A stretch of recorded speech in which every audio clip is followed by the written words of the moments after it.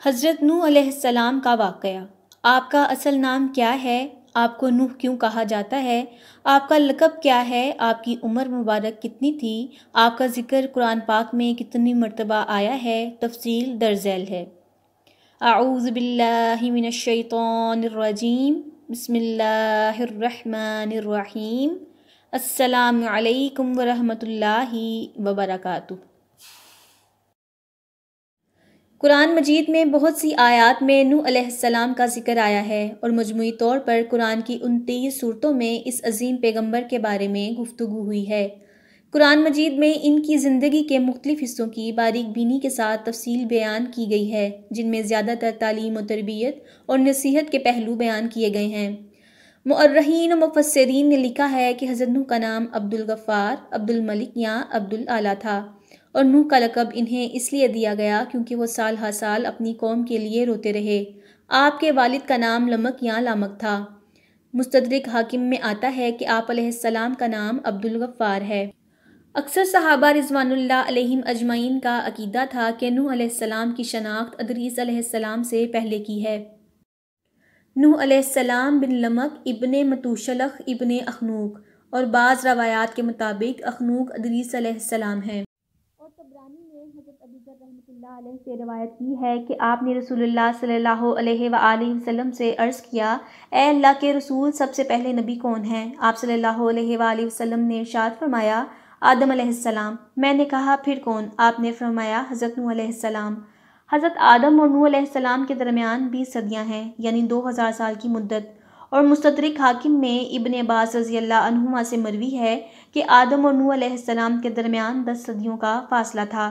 واللہ عالم۔ اللہ تعالیٰ نے نوح علیہ السلام کو 40 سال کی عمر میں رسالت کے ساتھ مبعوث فرمایا۔ نوح علیہ السلام کو آدم ثانی بھی کہا جاتا ہے۔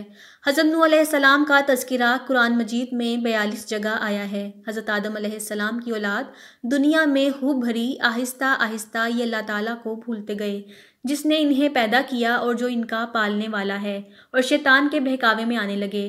شیطان کے بہکاوے میں آ کر یہ لوگ بتوں، آگ اور سورج کو پوجنے لگے، اور ایک اللہ کی بجائے مٹی اور پتھر کے بہت سے معبود بنا لیے، اپنے ہاتھ سے اپنا خدا بناتے اور پھر انہی سے مانگتے، حالانکہ یہ مٹی اور پتھر کے خدا اپنے لیے کچھ نہیں کر سکتے، ان کے لیے کیا کرتے؟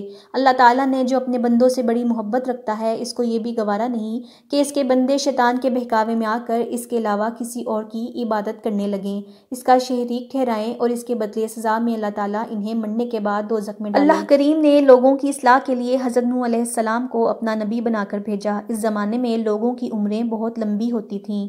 حضرت نوح علیہ السلام 950 سال تک اپنی قوم میں واس کرتے رہے، یعنی تبلیغ دیتے رہے، اے لوگو، صرف ایک اللہ کی عبادت کرو اور میرا کہا مانو، وہ تمہارے گناہ بخش دے گا۔ لیکن لوگوں نے حضرت نوح علیہ السلام کی باتوں کو نہ مانا اور اپنے کانوں میں انگلیاں دے لیتے اور کپڑے اوڑھ لیتے تاکہ حضرت نوح علیہ السلام کی آواز کانوں تک نہ پہنچے۔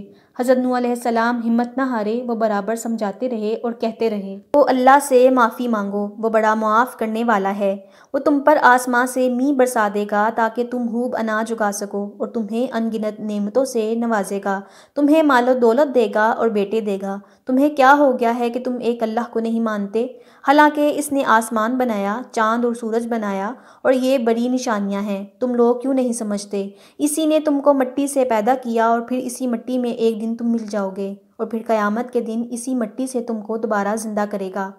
اور اگر اللہ پر ایمان نہ لائے تو ایسا نہ ہو کہ اللہ تعالیٰ تم پر عذاب نازل کر دے اور تم سب تباہ و برباد ہو جاؤ۔ لیکن لوگوں نے اپنے بتوں کو نہیں چھوڑا اور حضرت نوح علیہ السلام سے کہنے لگے کہ ہم اپنے بتوں کو ہرگز نہ چھوڑیں گے، اور ہم تو تمہیں اپنے جیسا آدمی ہی دیکھتے ہیں، اور تمہارا کہنا بھی صرف چند غریب لوگوں نے مانا، ہم تمہیں جھوٹا سمجھتے ہیں۔